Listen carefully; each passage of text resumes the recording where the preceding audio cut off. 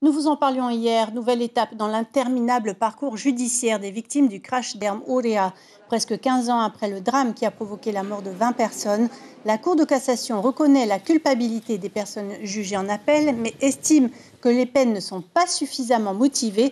Un nouveau procès est attendu, on en parle tout de suite avec notre invité. Bonsoir Nicolas Fourreau, vous Bonsoir. présidez l'association 987, merci d'être là. Après le procès en première instance en 2018, le procès en appel qui avait duré 3 semaines en 2019, l'arrêt de la Cour d'appel en 2020, comment vivez-vous cet arrêt de la Cour de cassation ? C'est très dur. Ce qui était déjà dur, c'est qu'il y ait justement ce recours devant la Cour de cassation, que les désormais coupables utilisent encore des artifices judiciaires pour repousser une peine qui finalement aujourd'hui est définitive. Oui, parce que 4 personnes avaient été condamnées à de la prison avec sursis, mais aussi l'interdiction définitive d'exercer dans l'aéronautique.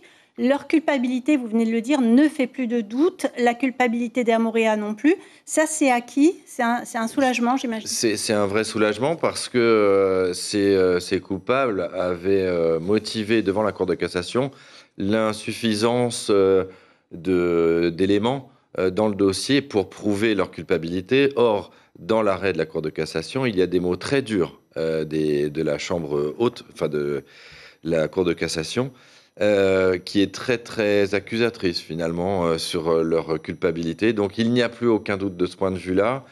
Il s'avère effectivement que les peines n'ont pas été assez motivées, puisqu'une loi a été publiée 3 ou 4 mois avant le procès devant la Cour d'appel, qui n'avait pas été pris en compte par les juges. Rien de dramatique finalement, puisqu'ils peuvent encore requérir les mêmes peines. Oui, selon vous, leurs peines seront allégées ou alourdies ? Je ne suis pas à la place des juges.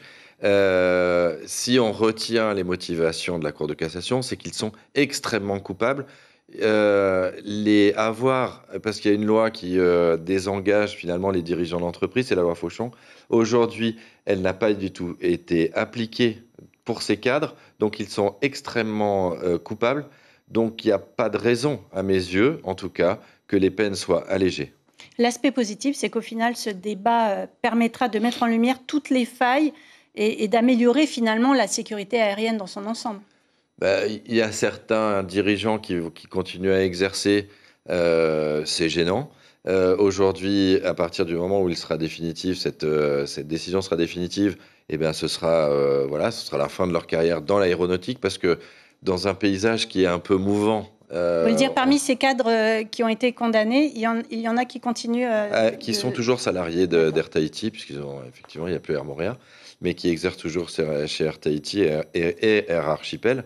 Donc effectivement, c'est un peu gênant. Donc dans un paysage un peu mouvant, on pourrait s'inquiéter que certains cadres changent de crèmerie, si je peux me permettre l'expression. Alors parallèlement, vous avez demandé réparation civile. Ça fait beaucoup de procès. Comment le vivent les familles presque 15 ans après le drame ? C'est très long. Quand on a fondé l'association, on a dit que ce serait une épreuve difficile et longue, mais jamais un procès n'aura été aussi long pour une catastrophe aérienne aussi simple. Parce que finalement, techniquement, c'est un avion qui est simple et il n'y avait pas de doute. Mais ils ont utilisé vraiment tous les artifices, toutes les complexités, et on connaît certains des avocats des accusés pour utiliser la loi au maximum. Alors une dernière question, Nicolas Fourreau. Erm Aurea était une filiale d'Air Tahiti. Christian Vernodon était PDG d'Air Tahiti en 2007. Il n'a pas été inquiété dans cette affaire. Aujourd'hui, il monte une nouvelle compagnie. Comment vous le vivez ? C'est un pied de nez. C'est un pied de nez à Air Tahiti parce que ils ont protégé ce dirigeant qui avait déjà connu un précédent accident aux Marquises. Il ne faut pas l'oublier, et nous, en tout cas, en tant qu'association, on ne les oublie pas. Et aujourd'hui, il tourne le dos à cette compagnie qui l'a protégé, surprotégé, pour en monter une autre. C'est quand même assez ironique comme fin. Merci beaucoup d'avoir accepté de répondre à nos questions. Merci à vous. L'information en continu sur Polynésie la première, Internet et réseaux sociaux.